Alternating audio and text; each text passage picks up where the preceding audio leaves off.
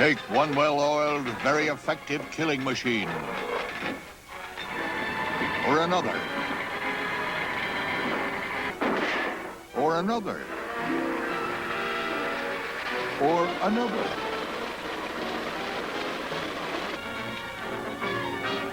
Add a familiar hero on the ground, in the air, or on horseback.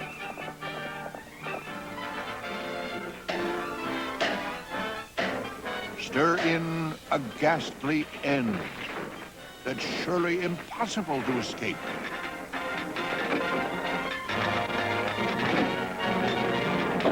Add action. Add passion. Film it on a shoestring at breakneck speed. And you've got the recipe for the Republic Pictures story.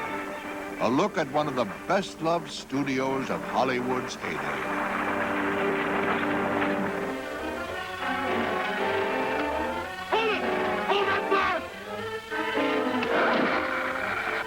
Exploding onto the movie scene in 1935, Republic Pictures brought the pop culture of the 30s and 40s to neighborhood movie houses.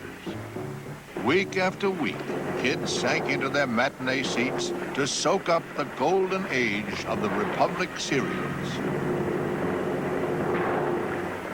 Or to ride off into the classic American West. And they gave us visions of the future. Visions that inspire filmmakers today.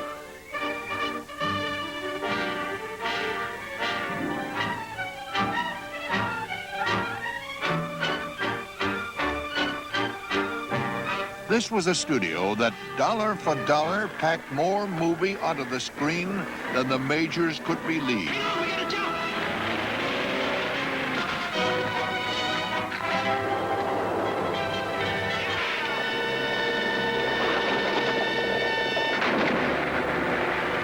From sunrise on into the night, over grueling 6-day weeks, no matter how much mayhem these ingenious movie makers were called upon to produce, at Republic Pictures, it was all in a day's work.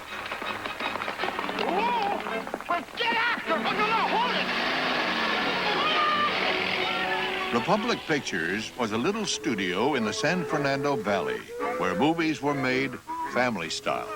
A corps of directors, technicians, and actors worked hard at their craft as Republic released a staggering total of over 1,000 films through the late 1950s. When a Republic movie came on the screen, it began with Independence Hall or the familiar bald eagle. But after the logo faded, nearly anything could follow. From hillbillies to Macbeth. From caves to the concert hall. Republic Pictures ranged far and wide, but never forgot their grassroots American audience. This was a studio with an attitude. It was bold and proud, like its foremost star. Republic Pictures was home to John Wayne for 33 films. Always inventing, Republic brought a song to the West with its first major singing cowboy. You want me to want you when I'm in love with somebody else. You expect me to be true and keep on loving. Where's that voice? It came from out here. Republic brought action, adventure, and escape to neighborhood movie houses across America. And they brought it with style. A scene from the 1936 Western, The Three Musketeers, gave screaming kids at the Bijou a white-knuckle display of expert filmmaking. Republic became a studio where major directors could bring their personal visions to the screen. Sometimes visions no other studio would touch. And sometimes their greatest love. That was nice. Not at all. John Ford brought a brooding, soaring love story in The Quiet Man.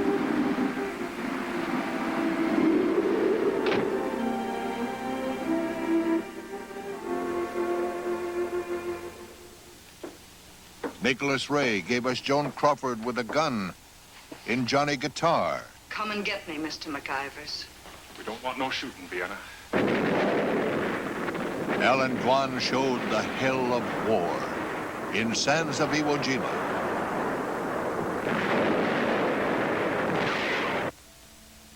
And Louis Milestone recreated the magic of boyhood in John Steinbeck's The Red Pony.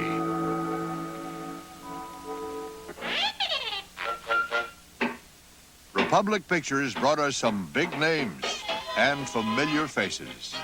Duke Ellington, Barbara Stanwyck, Victor McLaughlin, Robert Mitchum, John Carroll, Gail Russell, Louis Armstrong, Fred McMurray, Mickey Rooney, I'm sorry.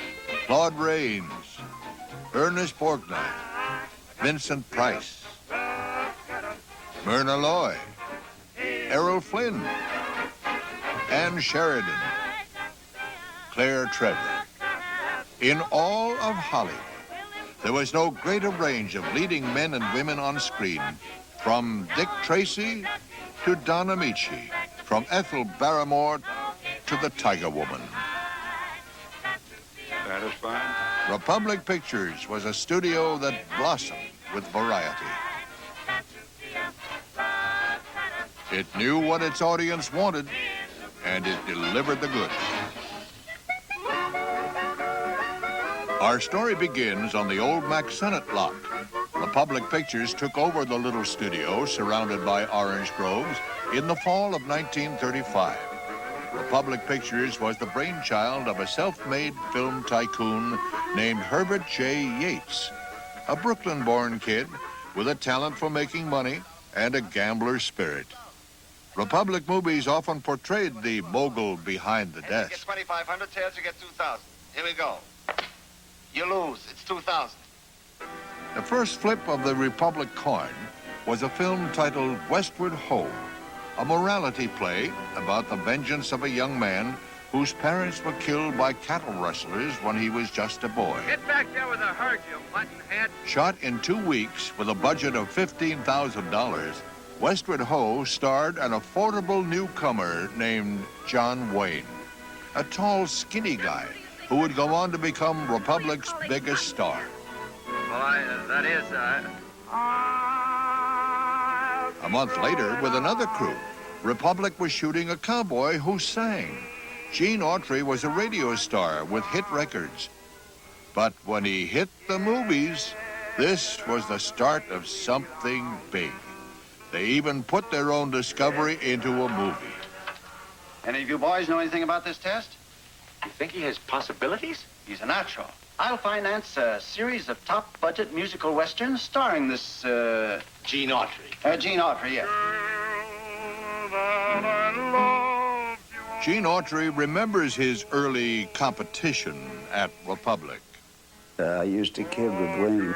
We were having a drink, and he said, you know, Gene said, if I could have carried a tune and maybe sung just a few lines, that I might have been the first singing cowboy, and you might not have ever happened. And I said, Duke, it was not my singing that put me over. It was my extra fine acting ability that did that. You should get away from me, or get away. This was the last time John Wayne strummed a guitar and had the voice of a tenor pour out. Oh, please sing it again. In 1938, Republic had the first ever Broadway premiere for a B-Western to announce the discovery of a new singing cowboy star. Republic exhibitors were warned he's headed your way with 6 guns aimed at your box office. Roy Rogers was the young singer Leonard Sly, destined for a new name and a life in the saddle.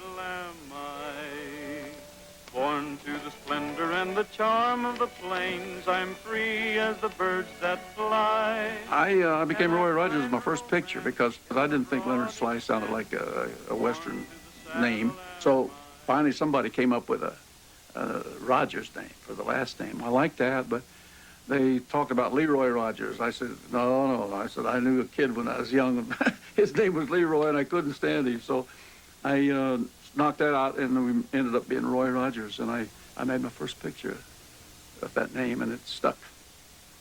The little studio brought talent from everywhere to make it work. Singer Frances Langford played a reluctant radio performer in The Hit Parade. I dreamed of you. Former heartthrob of the silent screen, Raymond Navarro, rode like the wind in the 1937 romance The Sheik Steps Out. Popular novels were a good source of Republic material. Ellery Queen devised a plan to catch the criminal in The Spanish Cape Mystery.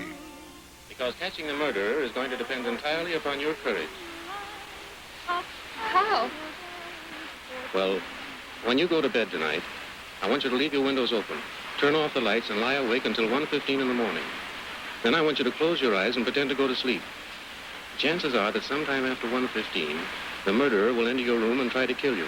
I wonder why I had to waken just to find you taken from the sweetest dream that I have known. All right, Sheriff, now!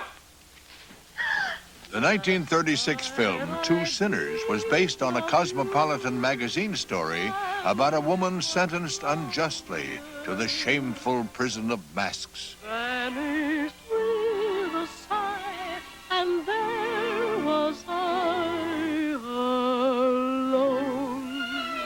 I'm not alone. I'm Olson. But Republic Pictures couldn't keep a sad face for long. I'm Johnson. Vaudeville, radio, and the legitimate stage were all sources of Republic talent, and they often found their way into one of the popular hit parade musicals. I mean, even Junior told me the other day I had a big mouth. I said, well, how do you get that way? He said, well, Daddy says you can swallow anything.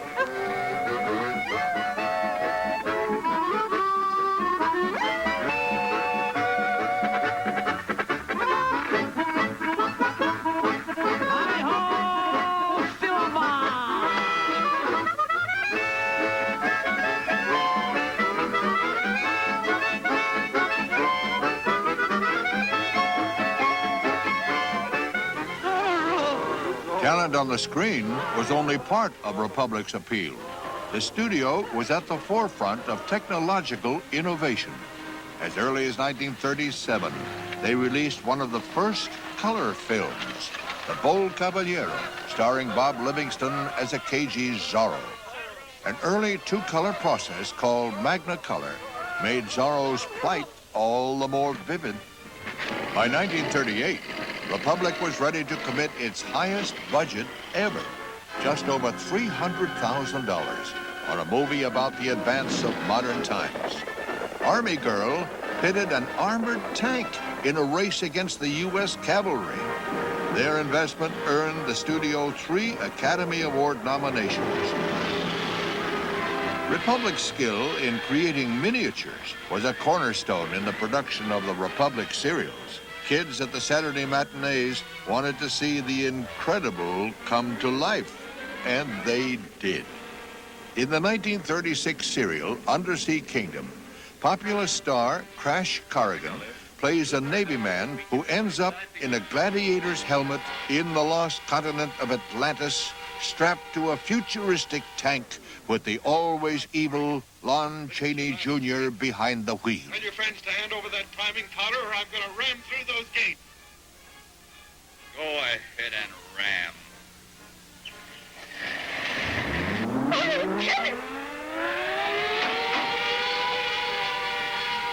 Have you changed your mind? No. Ram the gate.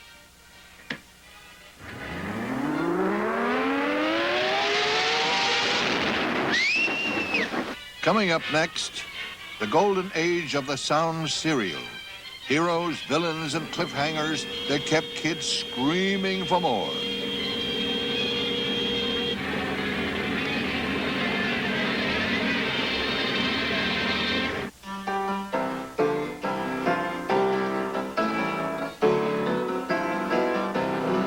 Oh, mister, won't you please take pity on a poor little girl like me? For I'm a stranger to your city, and I'm as lonely as a girl can be. You'll find that I'm a friendly miss who likes to sit and talk, or maybe even go out in the moonlight for a walk. Republic serials were adventure fantasies, shown in 15-minute cliffhanging episodes every Saturday at the kids' matinees.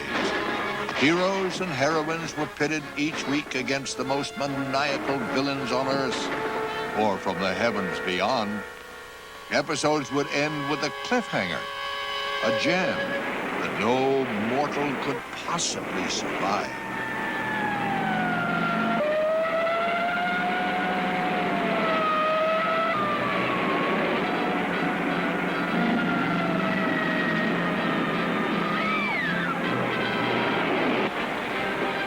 And every new episode would begin with a takeout, a clever trick our hero pulled at the last minute.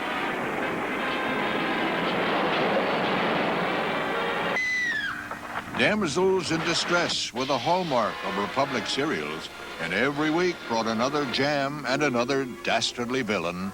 Mad scientists, jungle adventurers, Don't move, Tiger Woman. costume fiends, robots, and invaders from outer space, all conspired to torment the virtuous.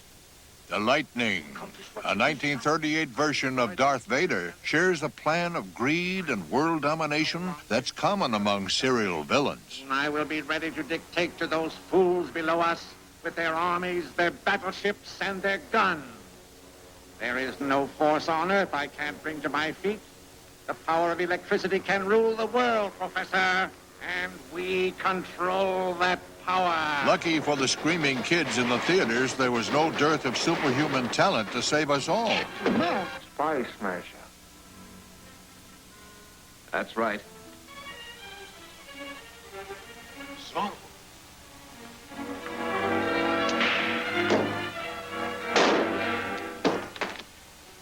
Drop your gun. The masked marvel.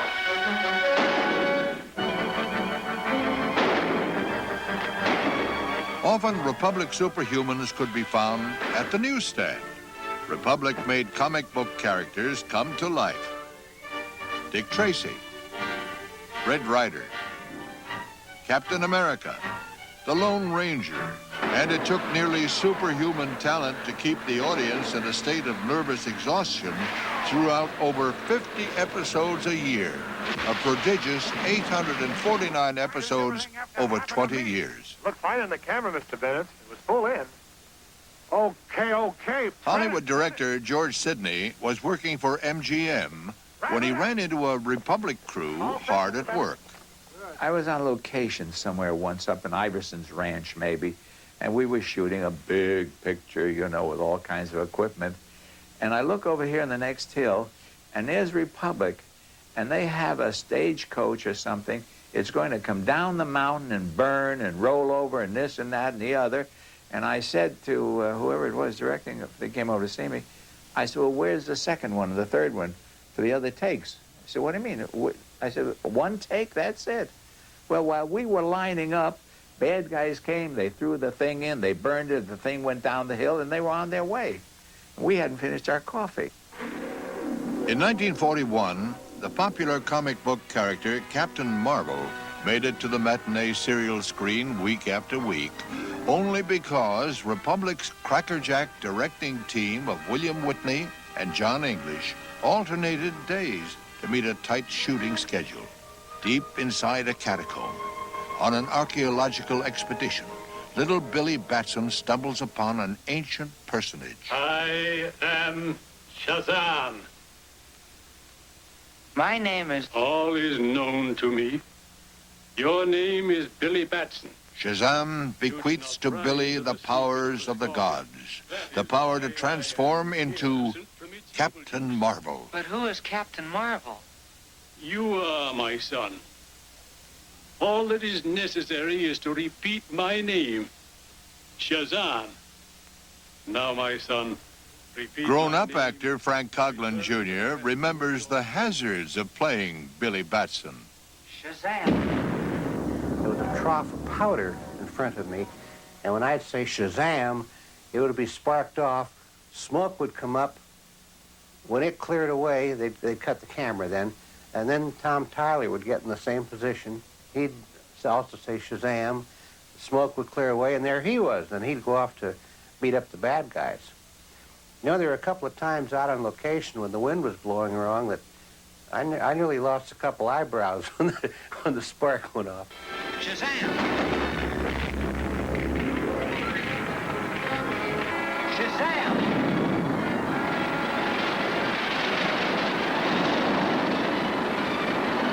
As Captain Marvel springs into action, so does Republic's crack special effects department. The blending of studio footage, film backgrounds, and miniatures put Republic's reputation in the bag. The Lydecker brothers, with their marvelous special effects, and they're still using some of their tricks in the Indiana Jones pictures. Spielberg has admitted it. Boy, was that some ride! Republic serials were the first to bring the ultimate comic strip character to life. Hello? Dick Tracy speaking. So successful were the 4 Dick Tracy serials that actor Ralph Byrd became Dick Tracy to the American public. Republic consulted with the Los Angeles office of the FBI, making Tracy an authentic king of law and order. Step back from that window. One more little matter to attend. But all too often, the bad guys had a bead on you and their fingers on the buttons. Mechanical devices in the wrong hands were a common problem in Republic serials. Having a robot do the dirty work was popular among cowardly villains. Get away from that desk and put up your hands. Serial fan Buck Henry remembers the appeal of mechanical men. Every kid has wanted a robot. Somebody to knock over buildings for you, fight your friends for you, somebody to stand in a good rock fight. They all ran to the heart of kids' fantasies.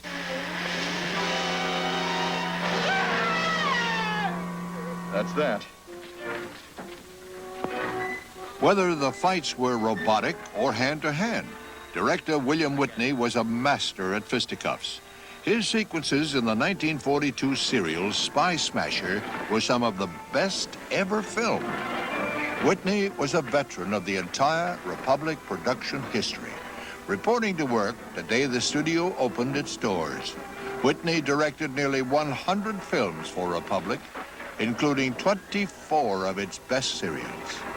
In the old days, when I first came into the business, they'd turn a bunch of stuntmen loose in a set and let them fight. Well, after 2 minutes, after the first couple of seconds, everybody's out of place, and guys are waiting to be hit. Hit me. Somebody come up, you know, they're waiting, looking around. One day, I went over to see a friend of mine working on the Busby Berkeley set, and I watched him rehearse a line swinging in with the kicking girls. When they came in, they were perfect. And he's, all right, let's shoot it. So they shot just that section, just that girls swung in line, and now they'd been rehearsing. So I came back and I talked to Jack English about it, and I said, Jack, I think we can shoot fights like this. I'm going to try it. So now I rehearsed the guys for just one little thing, a punch and a fall off a balcony, a fall over the table. And then I'd cut a close-up in or cut to another part of the fight. And so all fights are shot that way now, just little sections at a time. And we changed the whole routine of shooting a fight.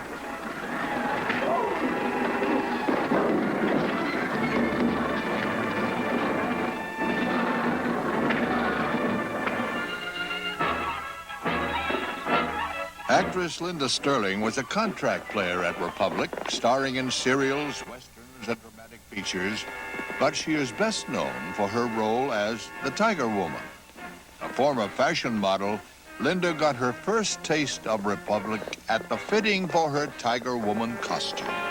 Actually, we went to Western Costume and had the design had already been ordered. In fact, the whole outfit had been ordered.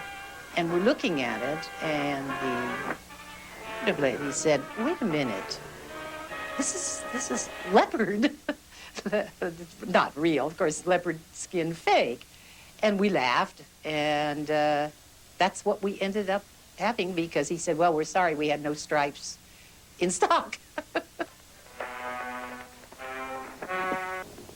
In the 1944 serial, The Tiger Woman, our heroine rode pell-mell to the rescue.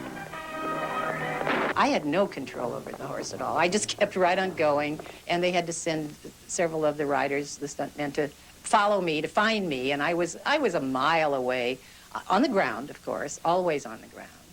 And they would just pick me up, dust me off, put makeup over the dirt and the scratches, and stand me back up in front of the camera, and there I was again. But when it got to be too dangerous, no director would risk his star. Stuntmen and women at Republic were the best in the business. Hiding the doubles' faces and disguising their presence was an important part of making it all work. Actor Richard Webb, later known for his famous role as Captain Midnight on television, played hero Lane Carson in the 1950 serial The Invisible Monster. In every action scene, he always wore a hat. Because the doubles had wavy hair. They could not stop every shot and comb their hair out straight. So they said, "Webb, keep your hat on." I said, "All right, I'll do what I can." Hiding your hair was one thing, but some roles call for a complete disguise. Little boys were paying their 10 cents to see a hero, but sometimes the hero turned out to be a girl. A girl who was pretty handy with a whip, a Zorro look-alike. Zorro's Black Whip. But for 4 of Republic's serial heroes, there was no need to worry what to wear on a dapple gray. Who needs a horse when you can fly? For Captain Marvel, Rocket Man, Commando Cody, and even a guy named Larry Martin, arriving, escaping, and rescuing in the nick of time was merely a matter of leaping into the air for a quick flight. But for most of our cliff-hanging good guys, there was no flight. There was no escape. There was no mercy.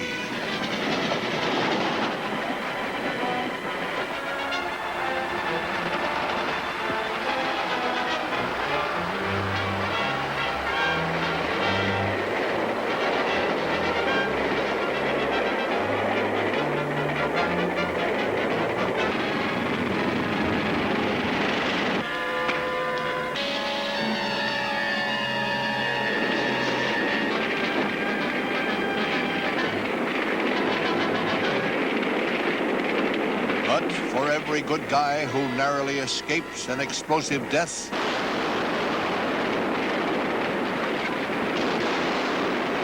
a bad guy gets his.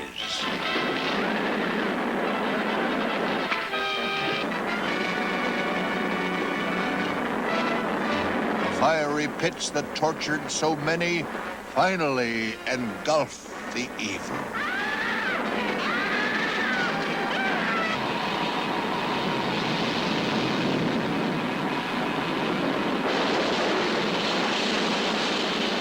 There's no escape for evildoers at the end of a Republic serial.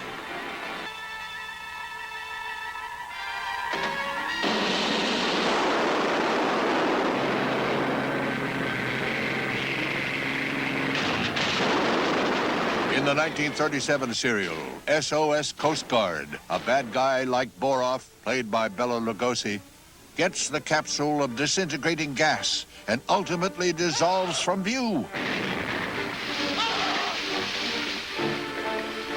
leaving only the white slick of his evil memory and a matinee house filled with cheering boys and girls.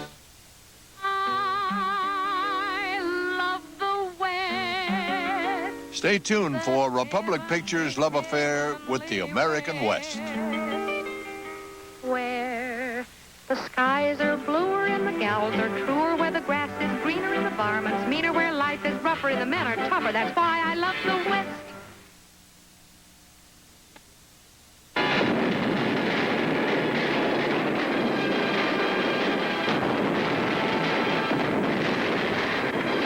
By 1939, Republic Pictures had hit its stride. Movie houses across the country were calling for more Republic product, and the studio ended the 30s with its biggest film yet. Man of Conquest was the rousing story of the life of Sam Houston. Crazy Sam Houston. Crazy, am I? Well, just remember this, that when the time came to fight, Houston was crazy enough. Richard Dix gave a complex performance as the ambitious but tormented Texan. Come here, you. His political rise ends in a mismatched marriage with the young and sensitive Joan Fontaine. Sam Houston would ultimately lead his fellow Texans to victory and statehood. Man of Conquest was lauded by the critics and had to stand up to stiff competition from the majors that year against films like Gone with the Wind, The Wizard of Oz, and Wuthering Heights. Little Republic was definitely doing something right. I'm back in. By 1940, Gene Autry would be the fourth highest-grossing movie star in all of Hollywood. Not even Clark Gable could compete with the grassroots draw of a singing cowboy. I'm back in the saddle. Republic had started a whole new genre, and Gene was the first to take off. I got the booze. I got the other one. You girls are pikers. Wherever you are. There was a formula to the singing Western. Our musical cowboy had to have three things, and the first was a good song. Be honest with me. South of the border, down Mexico way. That song was written by two Irishmen that had never seen a cowboy and never been to this country. So I listened to it and I liked it. And that was one of my biggest records, and it was a very big picture for me, too. A singing cowboy also had to have a famous horse. Gene Autry's was Champion. And finally, a loyal sidekick, Smiley Burnett. Well, old Smiley was a big-hearted guy, hard worker. He could talk in that low, froggy voice, you know, go way down like that. And so we started calling him Frog Millhouse. Well, I may not have a lot, but I'm proud of what I got. Rocking in the saddle all day.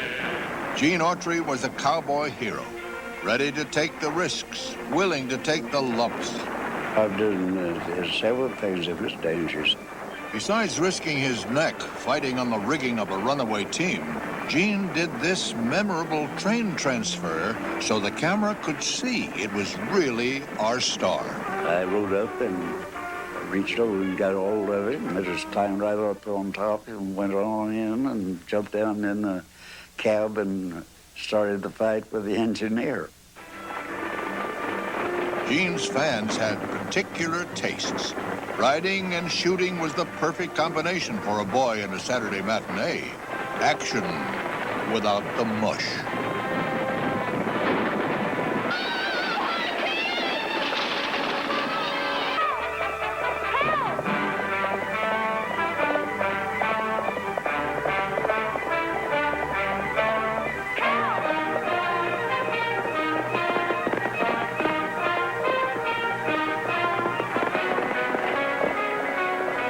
You all right?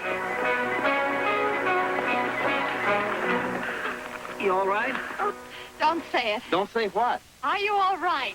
Oh, this is getting a mud pack the hard way.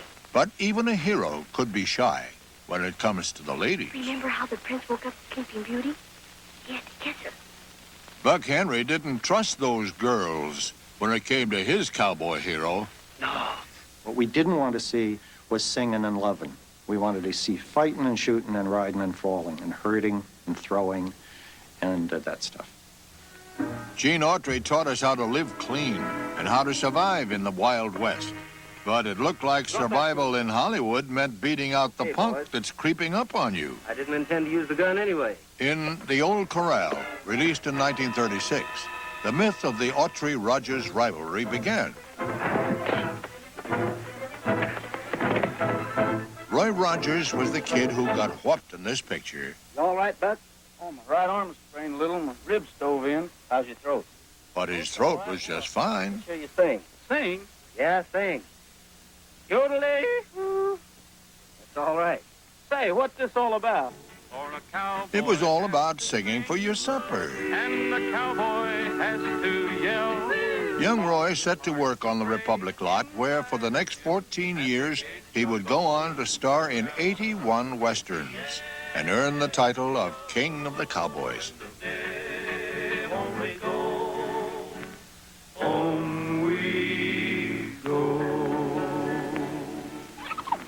Roy moved on to play historical roles. He played the good guy. What's your name? Hickok. Bill Hickok. You know, you was lucky, young woman, to have a fella like Bill Cody ride along when your horses busted loose. Why, he's the greatest buffalo hunter in the state of Kansas. And the bad guy. All right, Mr. Jesse James, we're heading for the sheriff's office. If they ask you where I am, say But the public wanted Roy as their modern good guy, a romantic singing cowboy. There was only one problem. Well, I always had squinty eyes, you know, and the studio was kind of worried about not having big bedroom eyes, so to speak, like Clark Gable and some of them. But they were worried about my eyes being squinty, so they sent a first aid man out on location with us, and every so often he'd come by and drop these drops in my eyes and paralyze them. Tonight when In 1942, when Gene Autry enlisted in the Army, Republic's second singing cowboy moved up in the ranks. And Roy's ride to stardom would be on the back of the smartest horse in the movies. I think Trigger was about the third horse I got on, and I never looked at the rest of them, because I knew that just from how he handled himself, he was a golden color, and I knew that they couldn't make anything any better than this one. And he was something. come and sit by my side if you love me. Do not hasten to bid me adieu. With a cowboy who could sing like Roy and ride like Roy, the studio boss knew he had something. Something with legs, as they say in the business. Your arms around me, honey, hold me tight, huddle up and cuddle up with all When your Dale Evans strapped on her 6 shooters, Roy got hit with a leading lady who made him see stars. You hurt? No, I'm all right.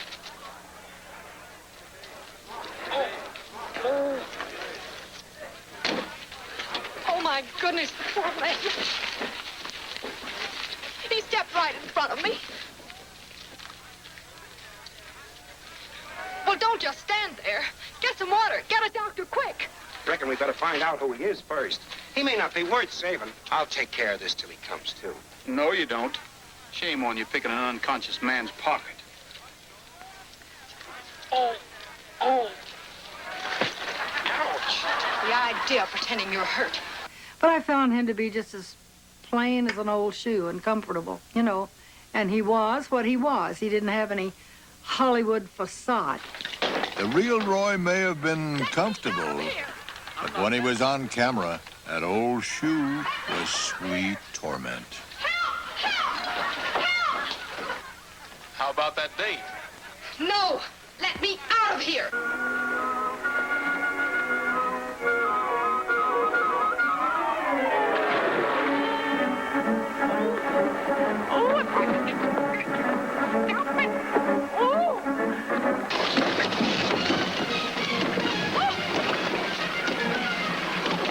You're fired, you hear? Fired! Come on, boy!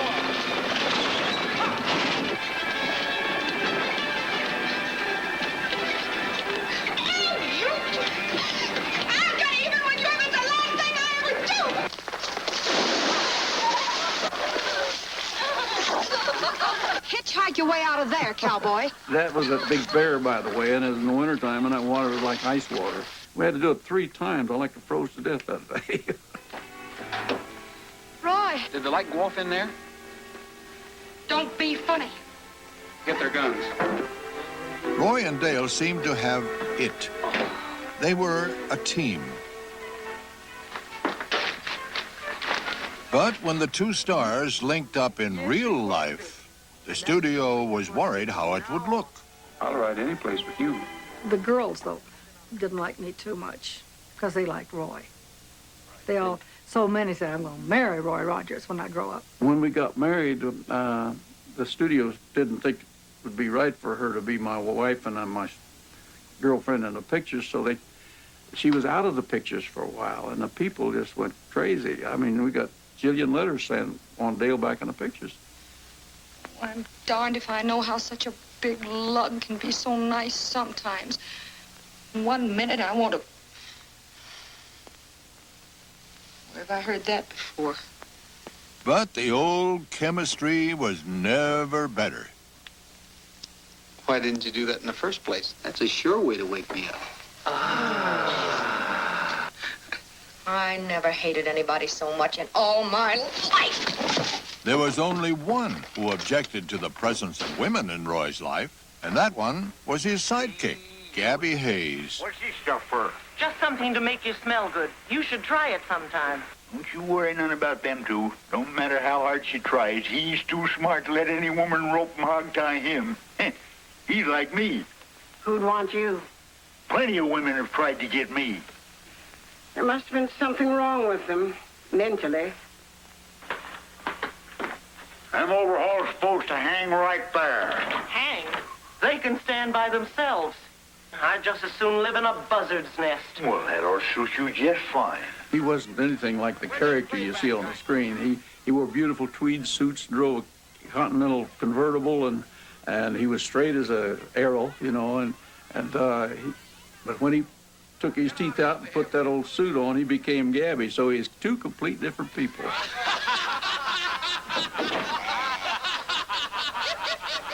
Hope your driving's better than your coffee. You want to drive? Gabby was an ornery cuss who could show a guy like Pat Brady a bad time behind the wheel. Runs just as well that way. He never pays any attention to the direction I wanted to go anyhow. I say there ain't nothing to worry about. Put it back, you lunatic! Put it back! But his deeds of courage were legendary. They ain't no 2 men alive. They ain't no 5 men alive could hog-tie Gabby Whittaker, unless he was knocked unconscious when they done it. I remember the time I was holding the fort blown. There was 50 wild Indians around me. There I was, both guns blazing. I looked around, He's like my father, my buddy, and my brother all wrapped up in one, you know. He's just, I can't say enough for him. Good neighbor. When studio boss Herbert Yates heard about Oklahoma on Broadway, he wanted to buy the musical for Roy. Failing that, he settled on a new formula for Republic's #1 cowboy, big production numbers and bigger budgets to spin more musical magic. Walter Scharf was the music director charged with striking a new note for Hands Across the Border. I brought in Hoagie Carmichael, who written Stardust, to write the songs. And they never could believe that I would bring somebody of that stature to write a song for Roy Rogers, who had this little group that sang behind him, and they sang pure westerns. I says, let's elevate them. Moms and dads loved the songs and enjoyed the romance.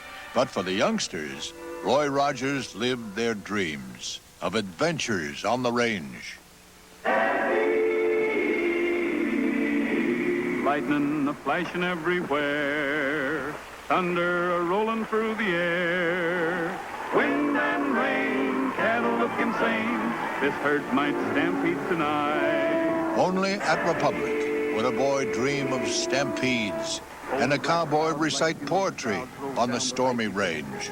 We face the fight this raging night with the odds on the side of death. For a stampeding herd when its panic stirred is a thing for a cowboy to shun.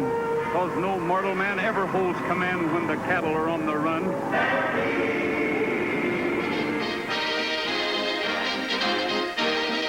Roy and Dale made their professional home in the little studio in the valley, and the marriage seemed to work. The Republic was home to me as far as pictures are concerned. I mean, that was my home and my training. It's a warm studio and warm people, friendly people.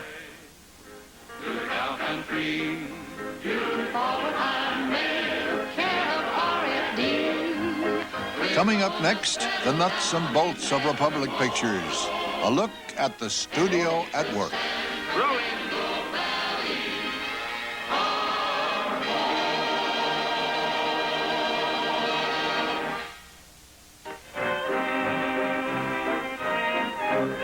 Republic Pictures was a studio proud of itself. Its stars, its contracts, deals, and success.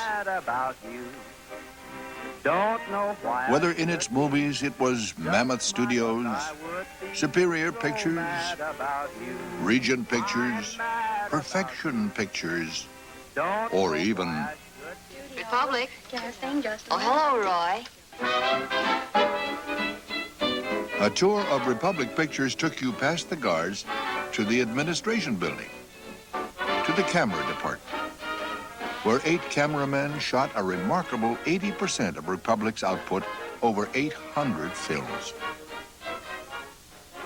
Messenger girls wheeled from the editing rooms to makeup, to the gun room, blacksmith shop, and the miniature shop, where toy-like models came to screen life through the genius of the Lydecker brothers, Howard and Theodore.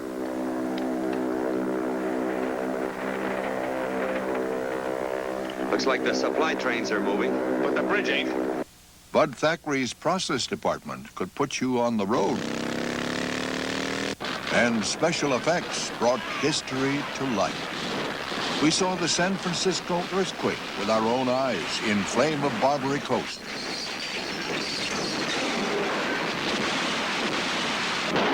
We watched the Krakatoa volcano do in the bad guys in Fair Wind to Java. And the 1936 Civil War film, Hearts in Bondage, pitched the Monitor against the Merrimack in realistic miniature work. Movies were in the making all over the Republic lot. In a year's time, there was no telling how many bad guys would stride down this western street where director William Whitney shot many a scene. Hold it, Ferguson. Cut! A little kid said to me once, how come Gene Autry and Roy Rogers live in the same town? Republic made a fine art of saving a dollar, and a western street was a western street, ready and waiting for the next cowboy. It's a nice little town, Bill. Where do you live, Miss Wiley? Live? I live in the residential section. You take the next turn. On the back lot, a waiting cave set came alive again and again. I've got it. It's cracked here. I'll bet there's a tunnel on the other side. By gosh, they got this wall plastered up to make it look like real rock. The white powdered set for a village snow scene in Lake Placid Serenade set the stage for a Czechoslovakian ice skater to float out of the Republic scene. Vera Hruba was an Olympic skater who was caught by a camera and won a movie mogul's eye.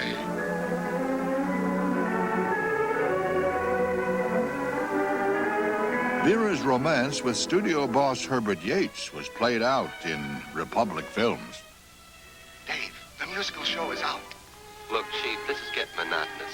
Last year you saw a gal on a diving board, so you do a water Don't you see the possibilities? Ice, ice. In a highball, it's terrific. Vera, maybe you will find your dream prince in America. Vera, my little pigeon, where are you? I'm in the living room. I wish you both much happiness.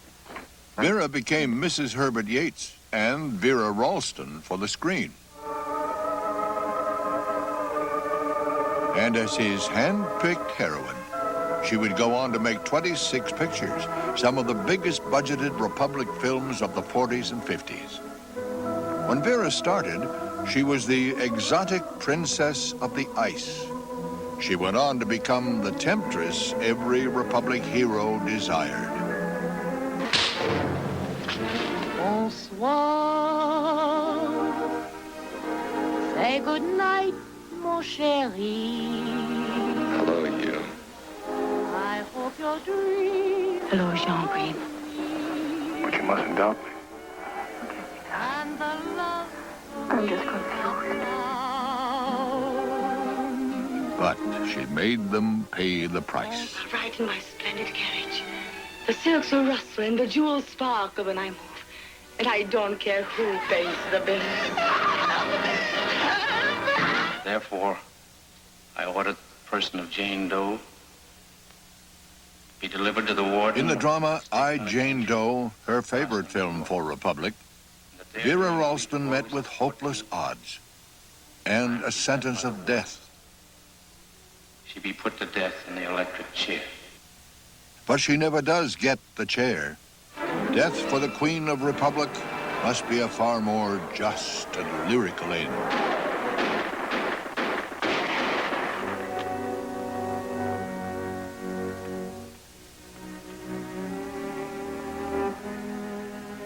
He who lives by the sword shall perish by the sword.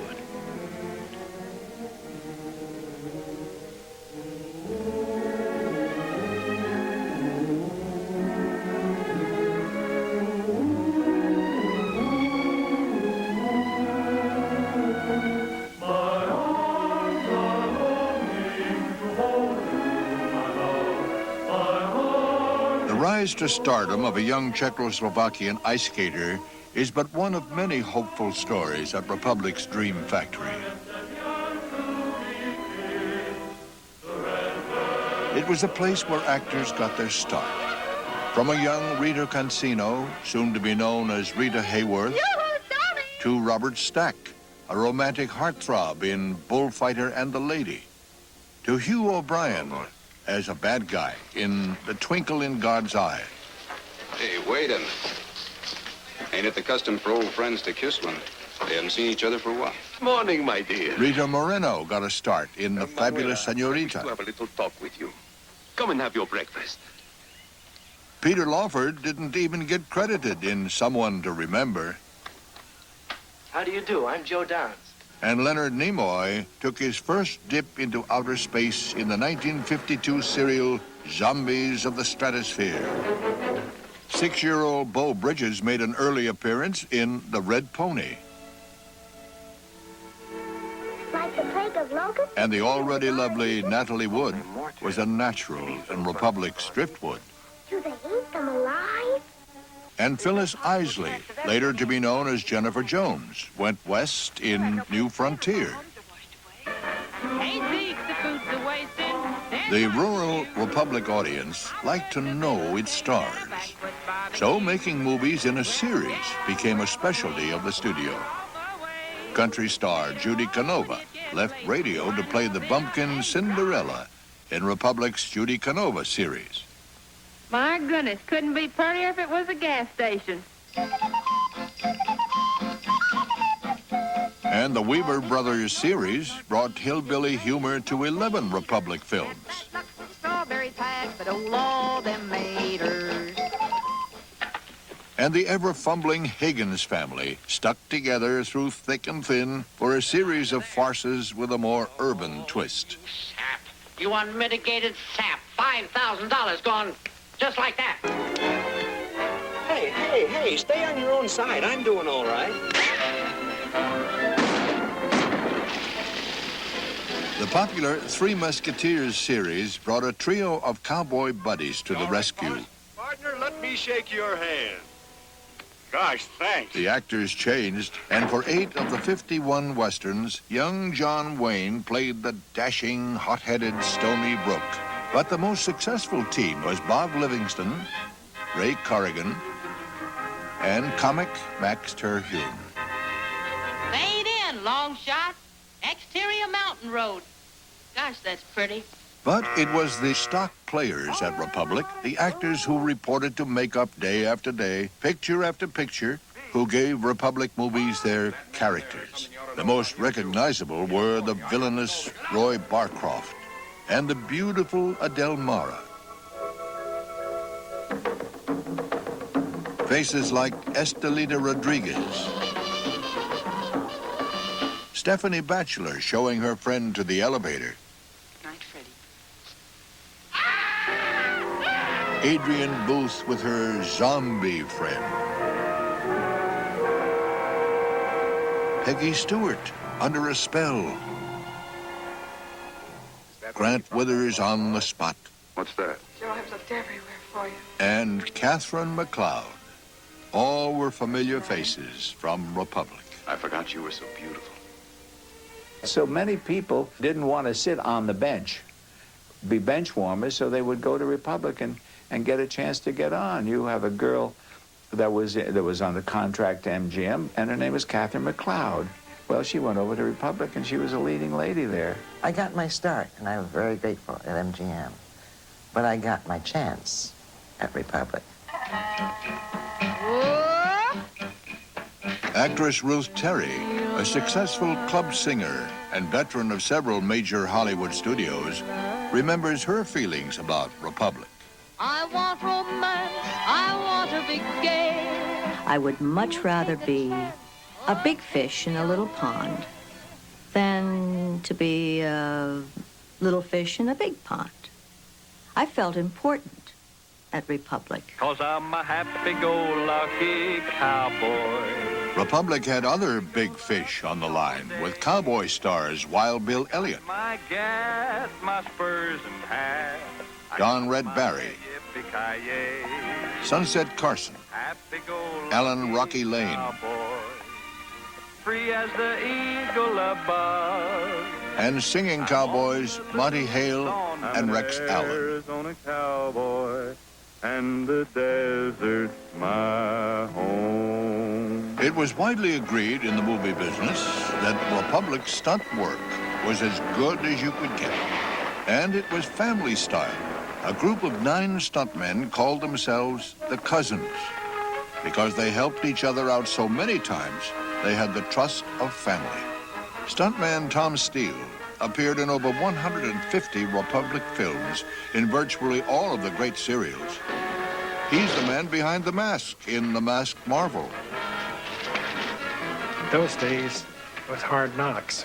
We all needed a job, and they paid cash those days. And you collected your pay that night at the window. We taught one another and experimented.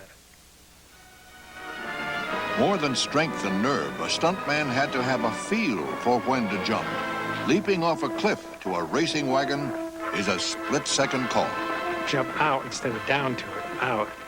And look down, and I'd see the horses under me. And you think, oh boy, am I going to make it? And next thing you see the driver and then the stagecoach in your hand. So that moment, and that's timing. Stunts were called gags. And when you came to work, there was no telling what you'd be called upon to do. A single bulldog, a double bulldog, a quadruple horsefall, leaps, transfers, and bone-crunching fights, a specialty of stunt great David Sharp. Stunts put our hearts in our throats. But when it came to confessing our heart's desire, Republic sent in the music department. I can sit here and touch these ivory keys and look up at the stars at night through this window. And they'll become my orchestra, playing with me. With all the strings and horns and harps. Republic's music director, Walter Sharp, found his inspiration on the set. You watch, and every day there's something else happening. A characterization is starting to form. You have to be there. You have to inhale it. You got to smell it. And that is the basis of making good films. The studio constructed a scoring stage that won Republic an Academy Award for technical innovation. On stage 12, great film composers created heart and soul for Republic Pictures. Victor Young's orchestration for John Ford's Rio Grande swept us from a cavalry saga to a human drama with the swing of his baton.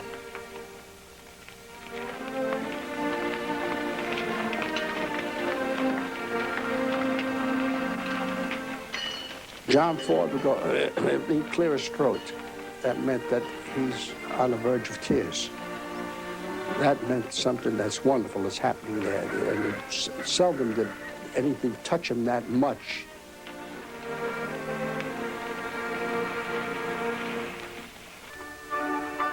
When Aaron Copland conducted his score for The Red Pony on the Republic stage, an American musical classic was recorded.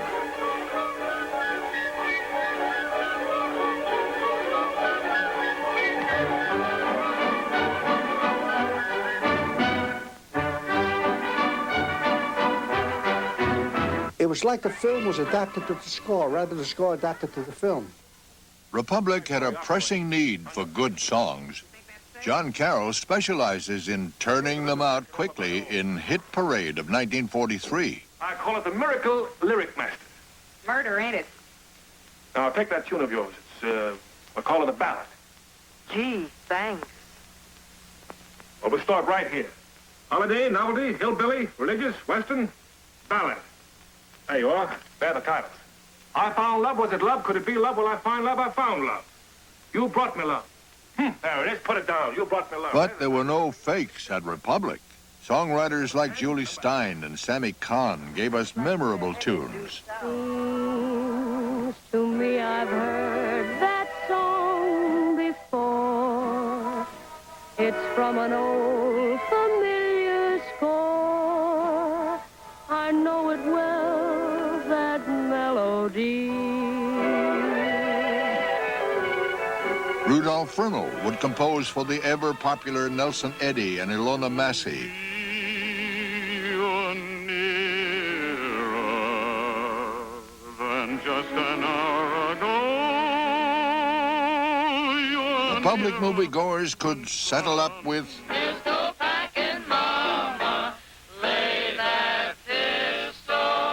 and a nightclub singer like Dale Evans, who may have posed as a cowgirl, brought the glamour and appeal of a song to many a Republic picture. I never winked back at fireflies, but now that the stars are in your eyes, I'm beginning to see the light.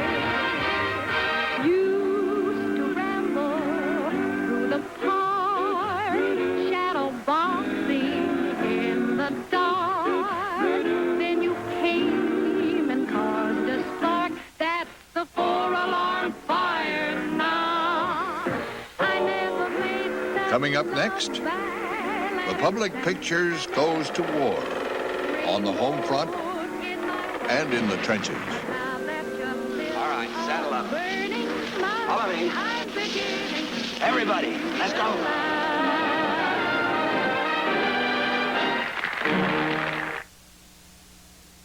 Yesterday, December 7th, 1941, a date which will live in infamy. On December 7th, 1941, American liberty fell under direct attack, and Republic Pictures recorded the date. The studio quickly registered the title of their first wartime feature, and in just 6 short months had Remember Pearl Harbor in neighborhood theaters. Their popular cowboy hero, Don Red Barry, was now riding the sky instead of the range, and making the kind of sacrifice that moviegoers knew was all too real for many of our boys overseas.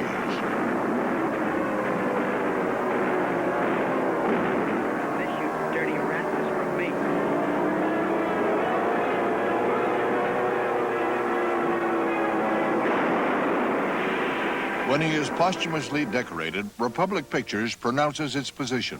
We who are here under General MacArthur will let the world know when the enemy does come in thousands or tens of thousands that we are ready.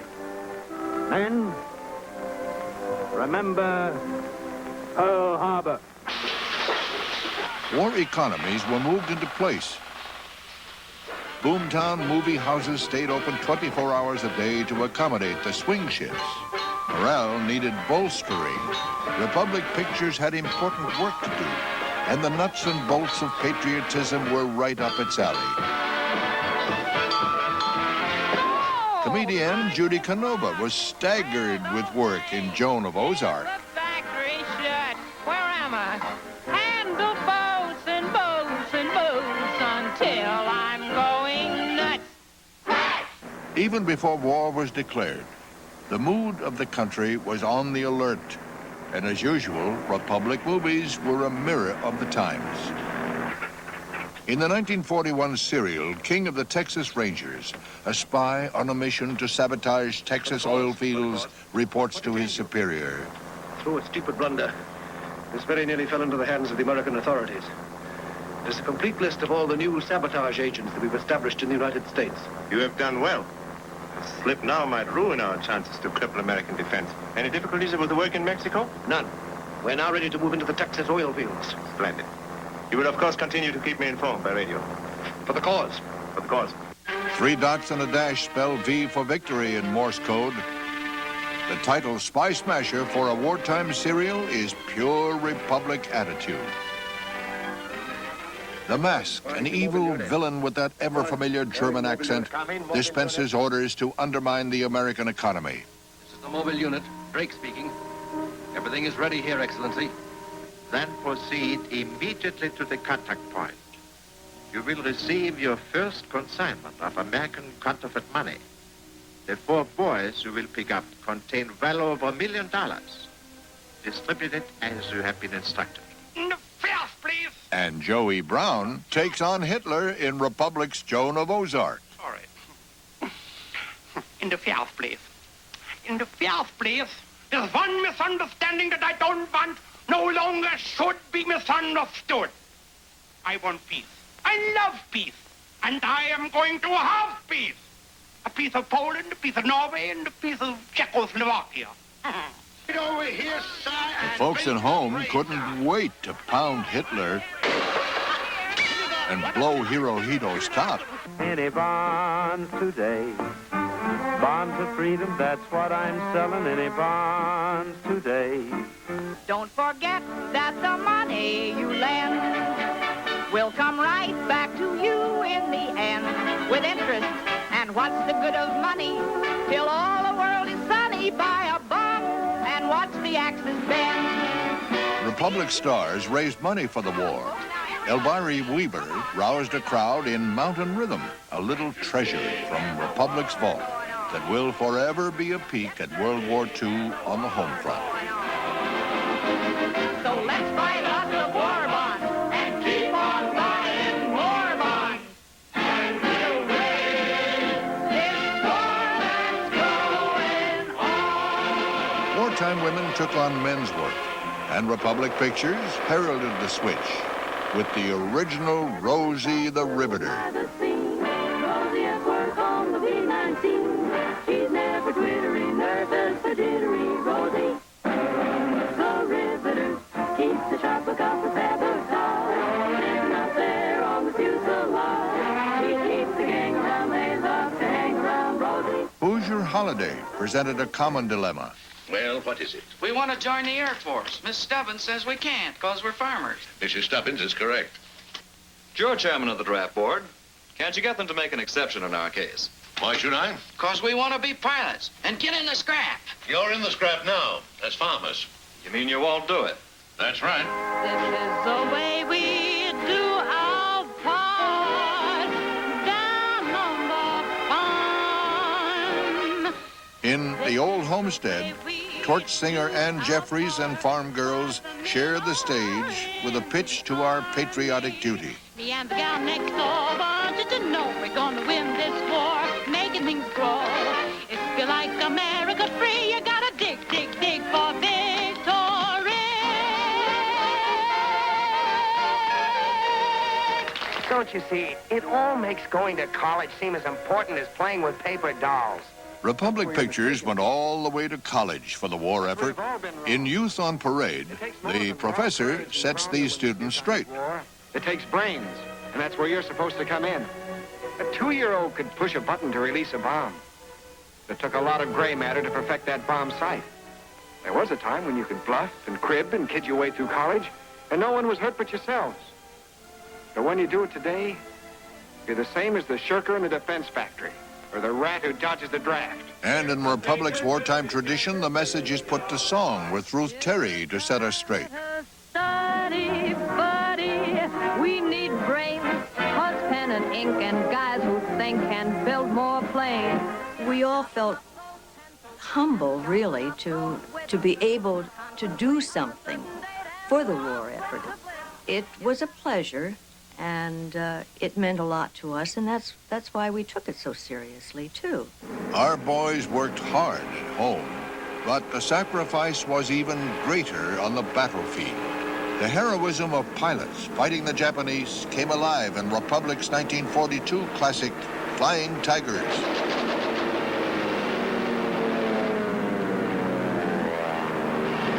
Exceptional dogfight photography combined studio footage with stock footage with special effects and miniatures to create a hellish wartime reality. Pull out, Hap! Pull out! All the fears and horrors of war take a toll on even the toughest of men. But John Wayne evens the score in the Fighting Seabees. When the Japanese are taking the island that holds all the fuel oil for a U.S. task force, this Seabee turns the tide. Give me a thermite bomb and some wire. Aye, sir. What are you going to do? Feed them to those tanks. We're going to set off number 3 and we'll have our own barbecue. That'll fill that North Canyon with enough hot oil to scorch those nips back 6 generations. Don't ride it too close. Give yourself time to jump. Don't worry, I'm not taking any chances.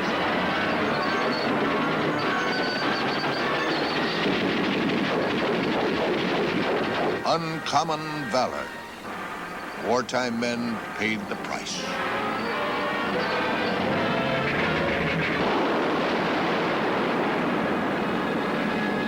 And another kind of heroism was needed for the Republic wartime wife.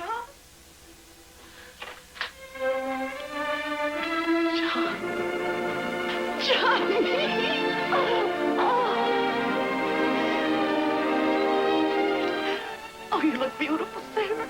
In the Eternal Sea, released in 1955, Republic looked back to that time of sacrifice. How much time do we have, Johnny? 1 month? A week?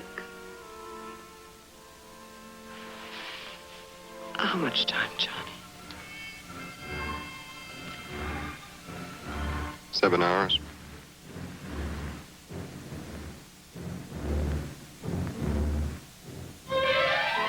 In Republic War movies, time is always running out. Enough, Ranga. I want Mr. Bennett's head undamaged. The Black Dragon may gloat over a temporary victory, but they don't realize the determination of their honorable enemy. What you do to me isn't important. There'll still be 130 million Americans who'll never quit till they've taken care of you and your entire nation. American big talk. Japan will finish off your navy, will destroy your army, and will dictate her terms in the White House. Tell it to the Marines. Determination was the key to the beachhead filmmaking of Republic's classic Sands of Iwo Jima. We're going to be killed here. I'd like to get at them. Director Alan Dwan had to keep a cool head amid the chaos of stars, extras, and live explosives on location at Camp Pendleton in Southern California. Actor Richard Webb remembers Dwan's style under pressure. Everything was just complete chaos around him. But when they got it all straightened out, they said to him, "Alan, we're ready." He said, "All right, let's go." Because his mind was on one thing, the scene that was coming up. But not every Republic soundstage made us relive our wartime predicament. Republic attacked the heavy headlines of the day with pure escape. Escape with a beat. Count Basie's big band drove away wartime blues.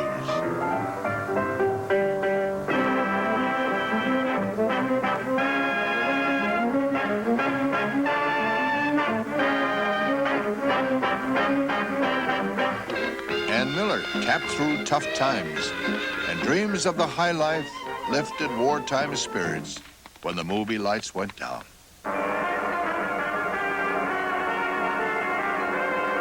Black entertainers took center stage with a rap that has the ring of today. That was a killer, but man alive, keep the jive bomber jumping under 35. Okay, Sandman, but slap my hand. I got to get back to the ferry command. Well, all right, solid, Pete.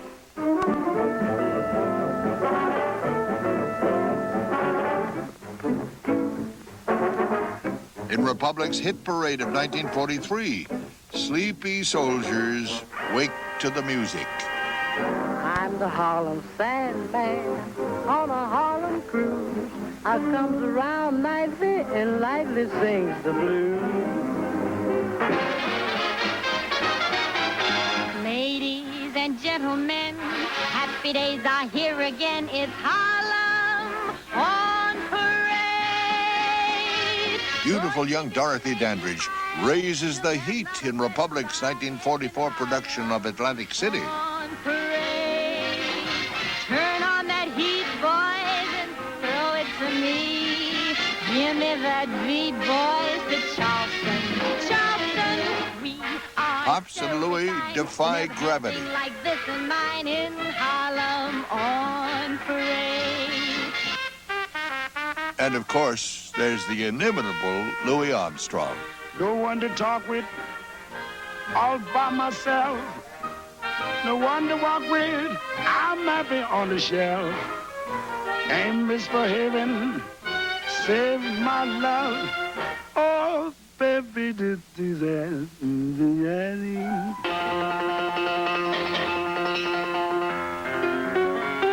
Newcomer Nat King Cole gave us our marching orders. If you want to swing and shout, get your kicks scared about I'm an errand boy for rhythm. Send me. Lace your boots and follow through. I'll deliver straight to you. I'm an errand boy for rhythm. Send me. You can always find me down at Smoky Joe's. That's the place where all the gals skaters go. If you want variety, just step in and call for me. I'm an errand boy for rhythm. Send me. From Nat King Cole to cascading staircases of feathered beauties, Republic kept us distracted from wartime with a song. Endlessly, the way the old world turns, the way the ocean tosses, the way Darling, this is a funny way for a man to find out he's a father. But you are. that's how long Father. I'll be loving you. Till such things are no longer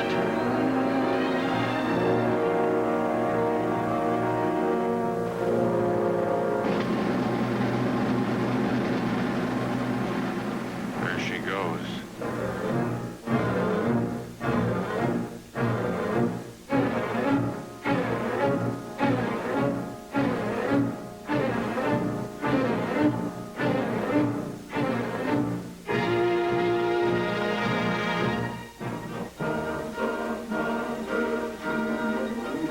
More than once, Republic put a lump in our throats.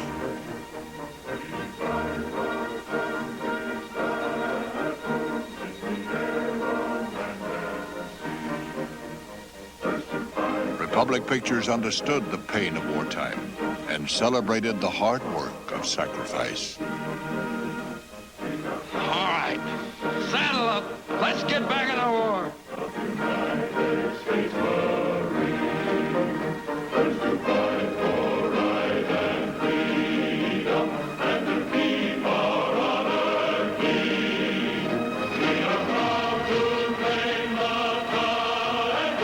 Of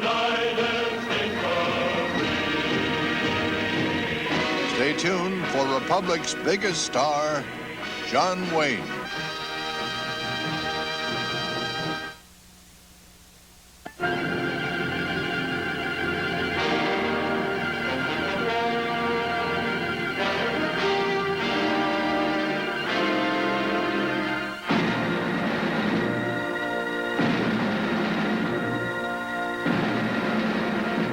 John Wayne was Republic's biggest star.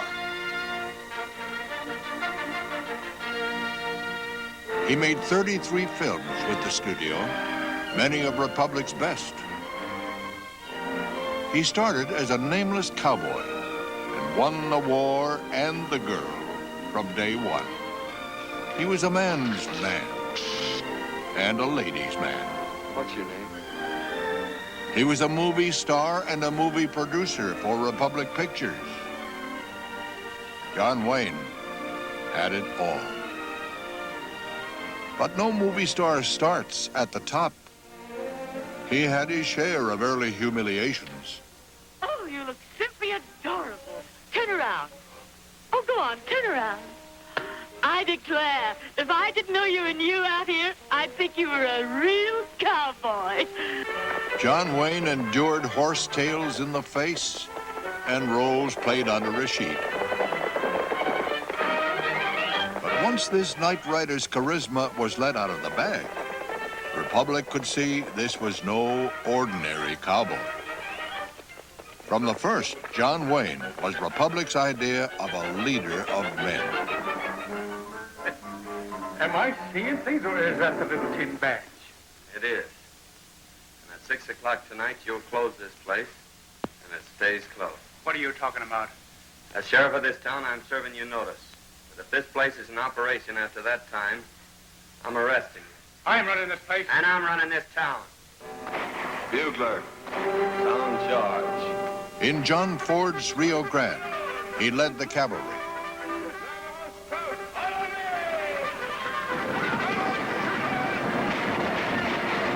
In The Fighting Kentuckian, he moved out with Oliver Hardy and the Kentucky Regiment.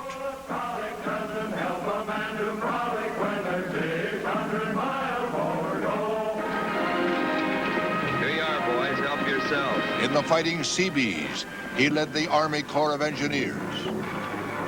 My plan is this. In Westward Ho, he rounded up an outraged posse. Every man here will ride a white horse, wear a black shirt and a white scarf. This way we'll know each other in battle.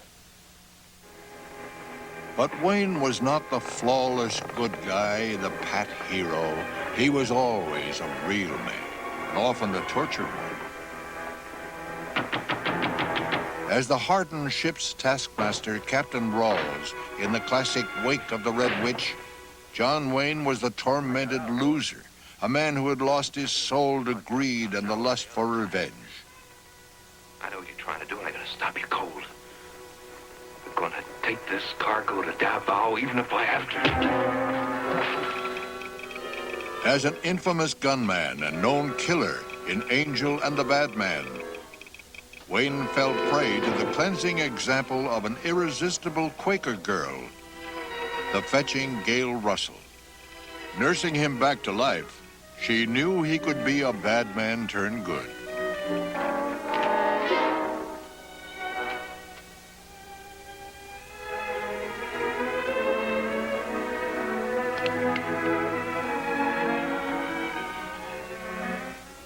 Hello. You can't learn the easy way, you'll learn the hard way. John Wayne's greatest Make a roles thrust. were men who appeared to be one thing Yeah, like this. while harboring the secrets of their souls. Lonesome? Sergeant Stryker in Sands of Iwo Jima was one of Wayne's finest roles, gaining him an Academy Award nomination. Mommy's boy's going to be real quiet while Mommy has company. Knock it off. Where's his father? Gone. When he realizes his one-night stand is buying formula with her favors, the evening takes a turn. You know about babies. Yeah, I know about babies.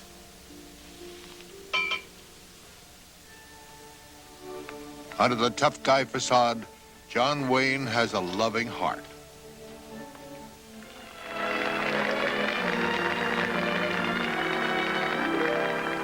I didn't want to come beneath that spell, but love doesn't ask me for you. There's no doubt about it. John Wayne had a way with women. Why didn't you answer my phone calls? Can't hear. And why didn't you answer my notes? Can't read. And my flowers? I know you can't smell. Well, this makes the picture perfect. Now you can't see. I realized the day I met him that he was all I yearned to find. You wanted to talk to me? Yes, that's sort of the idea. Well? He's always on my mind. I'm broken-hearted, no pretending, or make-believing. I'm seeing things through a mist. I don't know. You know, you'd be lovely if you had brown hair. I have brown hair. That man is always on my mind. Now, will you please get to the point and tell me what you want? I want to marry you. You what? Wayne was quick with a kiss, but even a beautiful, wounded Susan Hayward had to wait for the words she wanted to hear from this man. I love you.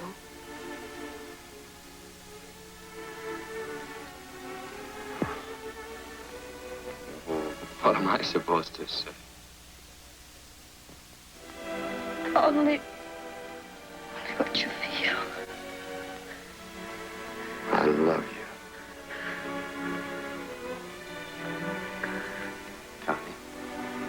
Connie? It took a lot of intestinal fortitude to keep a man like John Wayne at bay. But if anyone could summon herself to the task, it would have to be Maureen O'Hara.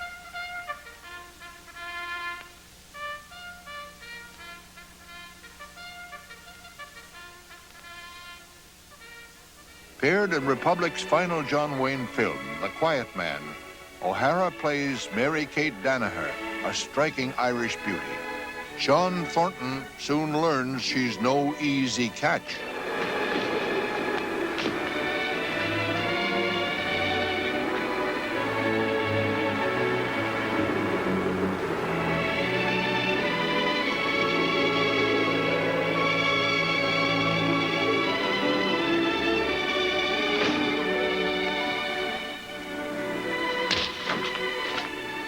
Bold one you are. And who gave you leave to be kissing me? So you can talk. But even a wedding cannot bring bliss to this stormy Kathleen. Don't touch me. You have no right. What do you mean, no right? I'll wear your ring. I'll cook. And I'll wash. And I'll keep the land. But that is all. Until I've got my dowry safe about me. I'm no married woman. I'm the servant I have always been. Without anything of my own. That's ridiculous. You're my wife and fortune. What is this? Haven't I been trying to tell you that until you have my dowry, you haven't got any bit of me? Me, myself!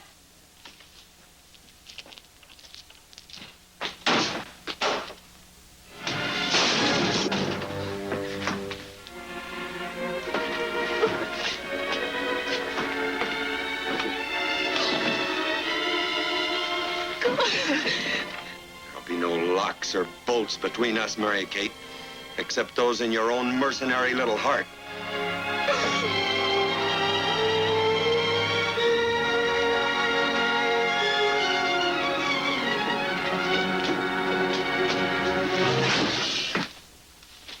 If it's a dowry she wants more than a husband, Sean Thornton's just the man to drag her back home to her brother with all the town watching. Danaher, you owe me 350 pounds. Let's have it. I'll pay you. Never. That breaks all bargains.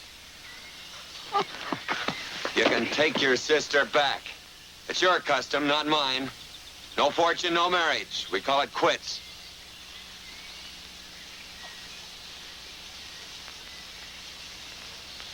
You do this to me?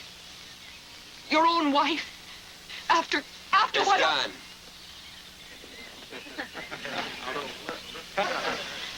There's your dirty money. Take it. Count it, you spawn. And look, if ever I see that face of yours again, I'll push that through it.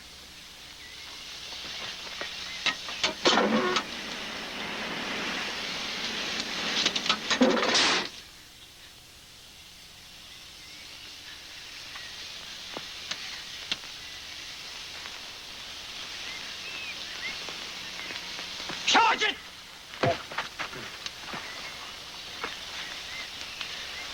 I'll be going on home now. I'll have the supper ready for you.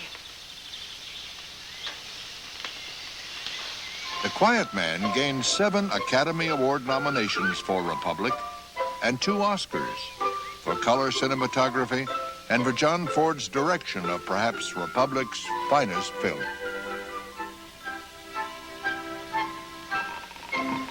Coming up next, Republic Pictures and Changing Times. Don't touch him. He's radioactive. Is he human? I'm afraid he is.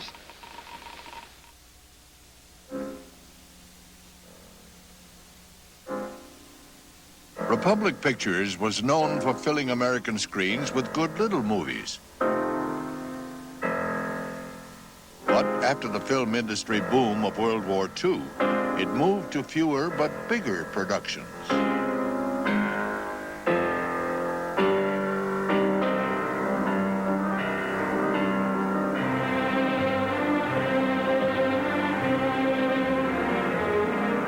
I've Always Loved You was Republic's first Technicolor film with a budget of $1.5 million. No small movie for 1946.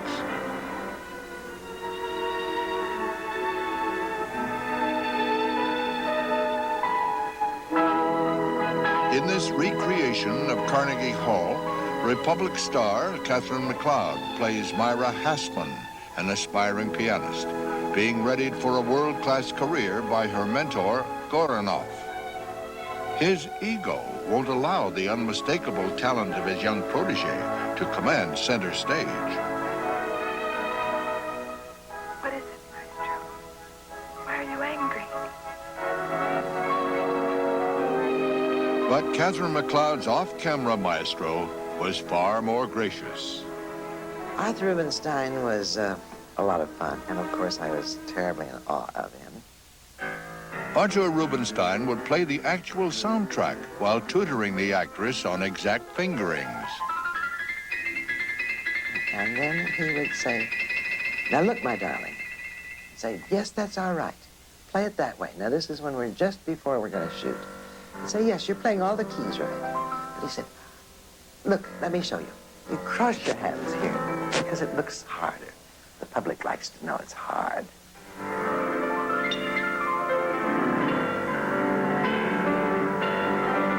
I've Always Loved You won world-class kudos for Little Republic Pictures and spurred the Cowboy Studio on to more high-class movies. In Moonrise, director Frank Borzage tells a brooding tale of love and murder with the black and white style of a master. The killer blood, huh? Danny, did your old man have time to tell you how it feels to drop 6 feet at the end of a rope? Danny's crime and flight is hallucinatory. Come on, Danny Shella. He's no better than his old man. For you, Danny. Danny Hawkins' dad was hanged. Danny Hawkins' dad was hanged. Tormented for years by the man he finally kills, Danny can run, but he can't hide his murderous accident from the woman he loves. Oh, get out of here. You should have sent me away when I might have gone. It's too late now.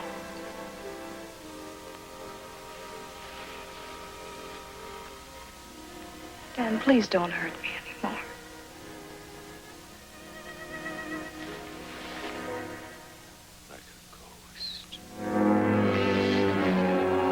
Orson Welles approached Republic to make his eerie production of Macbeth, the little cowboy studio jumped at the chance. Welles promised he'd do Shakespeare on a shoestring, and that was an irresistible combination for Republic. Lesser than Macbeth and greater, not so happy, yet much happier. But the Wellesian demand for authenticity left an incomprehensible soundtrack of Scottish dialect that took money and months to remedy. Not popular at Republic. Hey, you imperfect speakers! But the studio did spend money for big stars for its A pictures, and this one has become a cult favorite. What if you're cruel? You can be kind, I know.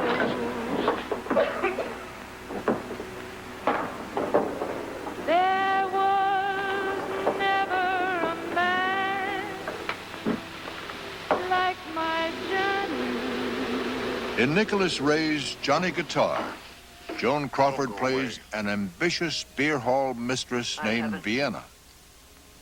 Tell me something nice. Sure. What do you want to hear? Lie to me. Tell me all these years you've waited. All these years I've waited. Tell me you'd have died if I hadn't come back. I would have died if you hadn't come back. It's up to you. She's bad.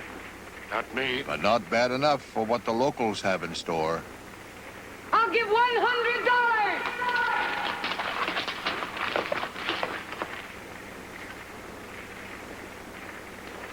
You'll have to do it yourself, Emma. Only a jealous Mercedes McCambridge is willing to tighten the noose. Republic Pictures had a great love for the myth of the American West and its history. The Last Command is an epic story the studio had been wanting to tell for years. It became the most expensive film Republic would ever produce at a cost of over $2 million.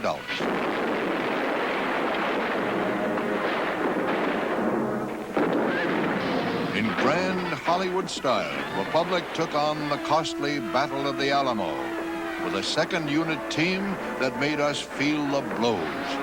Battles were always a Republic specialty, but by the end of the 1940s, times were changing, both at Republic Pictures and in the world. Our enemies were no longer at the end of a pointed gun. They were all around us. They were insidious and bent on the destruction of our American way of life. Republic Pictures reflected the tenor of the times, a frightened view of the threat of communism. There's only one kind of truth. That is the Communist Party truth as seen by Marx, Lenin, and Stalin. But they want to overthrow all governments, even the American government, by force and violence. Then we'll overthrow it by force and violence. We'll have our way if it means bloodshed and terror. If we have to liquidate 1,000,000 milksops like you. Subversive activities were scary enough, but no peril hit the 50s with as much incomprehensible force as the bomb. Republic Pictures eased our burden of fear through the comedy of Mickey Rooney as the Atomic Kid. Bomb! Atomic bomb! Ah! Oh, run for cover! Run! Oh, no, run for cover!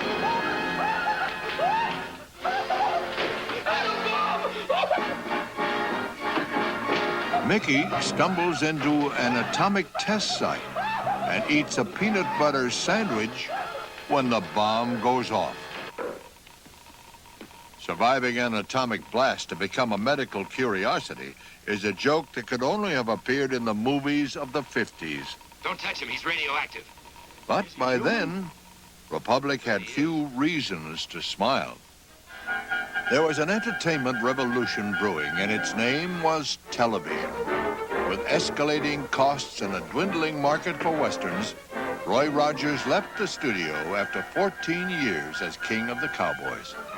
Cut. That does it, boys. Republic formed Hollywood Television Service, a company to release its own films to TV.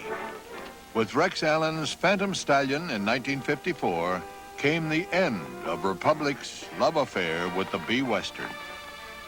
And with King of the Carnival, the Republic serial finally came to the end of its rope. In the 50s, Republic Pictures reflected the new realism in its movies. With the Cold War and the bomb came a loss of romance. Tell me how much you love me, sweet. A harder look at life. I used to do a magic act about a disappearing girl. Here's the way it goes, Lydia. Just like this. I'm not on anybody's team. I'm strictly on my own. Are you happy that way? What difference does it make? I don't think you are. I can see it. And what else can you see? I'm not sure. But I think there might be an old dream there. But it's dying out? Is that it? It does for all of us. But of course, Republic Pictures is a place where dreams can never die, where faith will always drive away the darkness. In 1956, Republic released Stranger at My Door, a little gem of an allegorical tale about an outlaw on the land. You have a nice wife and kid. I'd hate to see anything happen to him. What's going to happen to him? A struggle with the forces of darkness threatens the pastor's life, faith, and family. You could ask for just about anything in this world that you wanted and get it. Instead of that, you wind up on a rundown farm married to a preacher with a half-grown kid that isn't even yours. I love my husband. Do you? How do you know? You never tried anything different. Don't you believe in salvation? For me, salvation is a clean pistol and a good horse.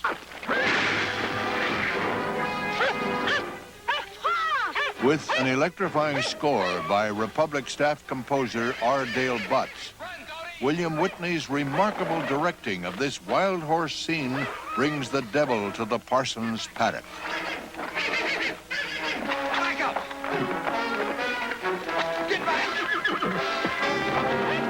Every morning, we'd work on the horse, and just little pieces at a time. We had them build some legs that we thought property man could, special effects man could work.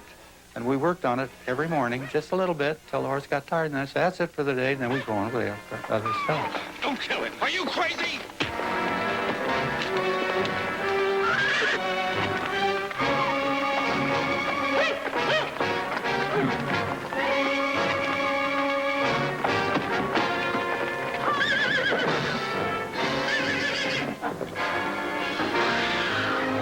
When a shootout fatally wounds Clay Anderson, the preacher's tireless faith in Clay's rusty humanity finally leads the lost soul to salvation.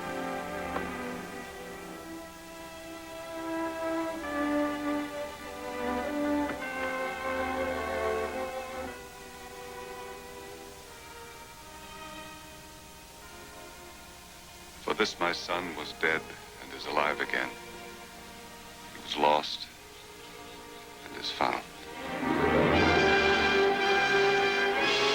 Republic Pictures had faith, and the studio hired filmmakers who knew how to use it. The Sun Shines Bright is a John Ford film released by Republic in 1953. In this tale of small-town prejudice, drunken old Judge Billy Priest is the only man to lead a funeral procession for one of the town's fallen women. Spurned by her own kind and denied a decent burial among them, Billy Priest seeks out the humanity of his Negro neighbors, whose church is a haven to one and all. He leads a town of righteous hypocrites back to the fold, back to accepting one another. The Sun Shines Bright was John Ford's last film for Republic and shared with the studio its hallmark of faith in humankind.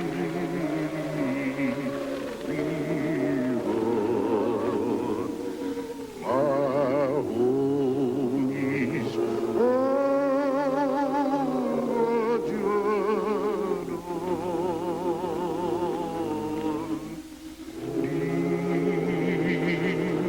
By the time John Ford buried the local harlot, Republic's era of innocence was drawing to a close. A couple of years, the gang will be all gone. Wiped out. What about you? It's too late for me. But you're different. You're like the kind of men I used to know. You believe that? I've been remembering what it was like. Happiness, peace of mind, contentment.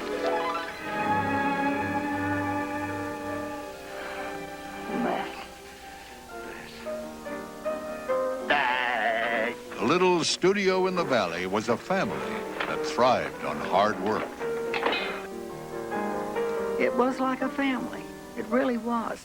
And you made wonderful associations and friendships. And I enjoyed it. I enjoyed it, Republic, very much. Joe, will you come home? I'm homesick. All good memories. 99%. Well, I always found it a wonderful place. Everybody was nice to me. Everybody was thoughtful. We all knew each other, and we all liked each other. The crew, I was in love with all the crew. They were just terrific. And that's where my strength was in the crew, because they would try extra hard to get something good. It was a nice place to work. I used to tell them that I would never be a Barrymore, but I'd had more fun than Barrymore, probably. So I think I had a lot of fun. The people, that was the crux of the whole thing. They were so dear, giving, kind. I was afraid you'd already gone. I thought you might want this for a souvenir. Oh, yes, we helped one another. I love the studio. It's like having your first love affair, you know. That's it. It's hard, anybody to top it. And there are strange things about it that make you cherish it. When we watch these films, we are welcomed back to the Republic family. Wherever you go, whatever you do, I'll be beside you. This isn't the end. The beginning. Thanks to film preservation and loyal fans, the legacy of Republic Pictures will always be with us. With every passing decade, the value of this film, preservation of this film, will grow up enormously. In 100 or 200 years, you will be so happy that you restored them. Believe me that. It's so gratifying to think that you have pleased some people that they still remember you after all these many years.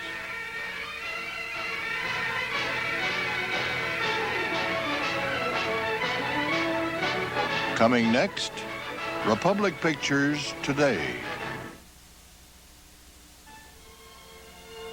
The little studio in the valley was a moment in time, a whirlwind of film production that created nearly every kind of movie magic till the studio officially closed its doors in 1959.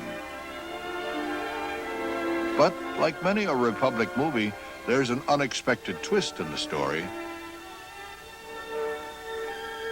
After more than a 30-year hiatus, Republic is back again as a producer and distributor of critically acclaimed television series, movies, and miniseries.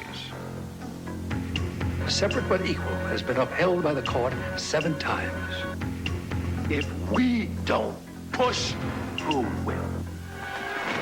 Republic Pictures' new miniseries, Son of Morning Star, brings its legacy of the American West back to the screen with an enlightened recreation of the Battle of Little Bighorn. The Indians called him Hayatsi, long hair.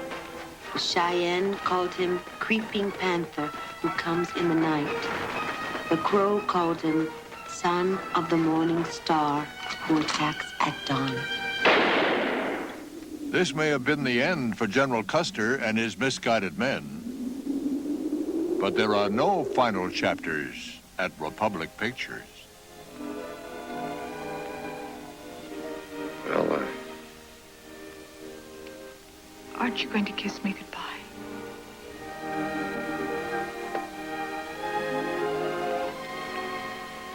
I never want to kiss you goodbye, Kathleen.